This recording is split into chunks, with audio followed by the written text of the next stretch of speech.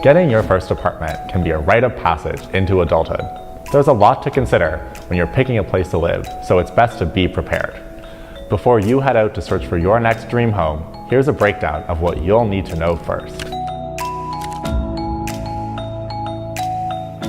The first step in finding an apartment should be to determine your price range. As a general rule, the cost of your rent should be close to 30% of your total income, if not lower. This prevents you from paying so much in rent that you can't pay for anything else. Rent isn't the only expense you should budget for, though. You'll also have to account for utilities and a security deposit that your landlord will expect before you move in. This is typically 1 to 2 months' rent. You should also make sure your finances are in order, because many landlords do credit checks to screen applicants. If you need to find out what your credit score is, a variety of resources are available online.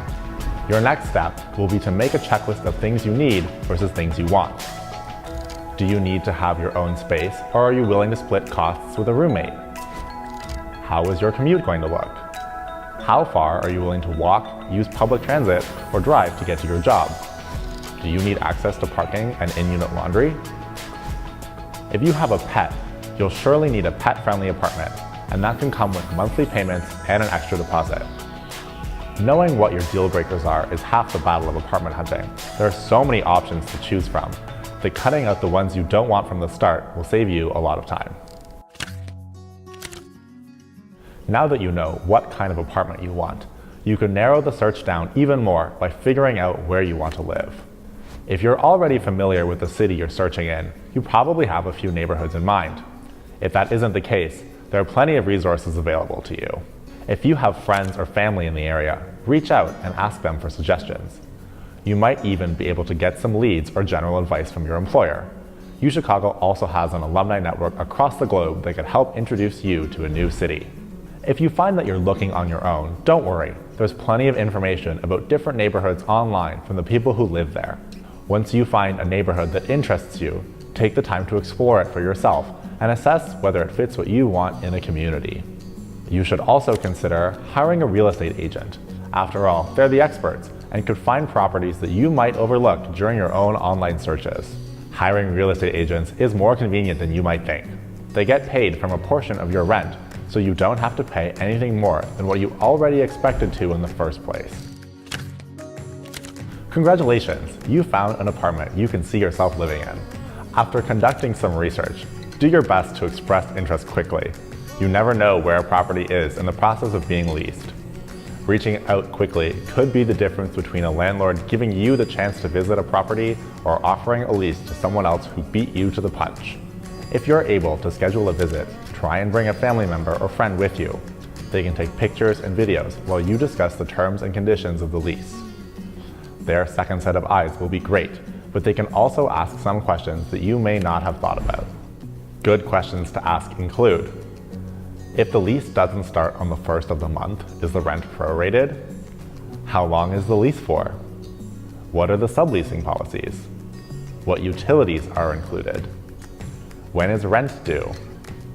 When should you notify them of your plans to renew? Are there any penalties if you have to move out early? What conditions have to be met to receive the security deposit refund in full? How are emergency repairs handled? How much can you personalize the unit? Take advantage of your time in the property and make sure everything works as it should. Check all of the plumbing by turning on each of the faucets and checking for any leaks. Plug your phone charger into every outlet to make sure they work. Test out the air conditioning and heating units.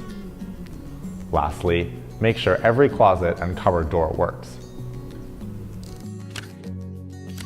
There's a chance you may be moving to a different city and can't travel back and forth just to visit apartments. But that doesn't mean you should sign a lease without seeing a property.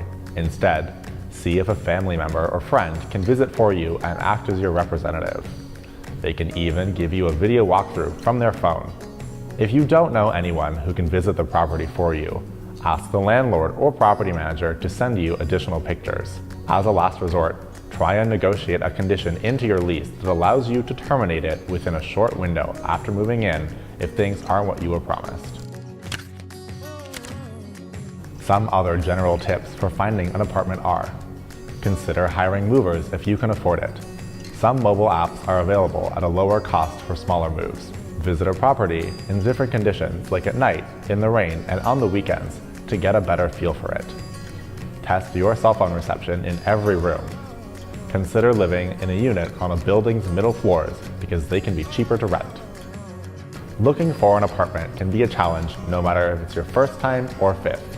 Hopefully, we've made the whole process easier for you with some useful resources, tips, and our move-in checklist, which you can find on our website.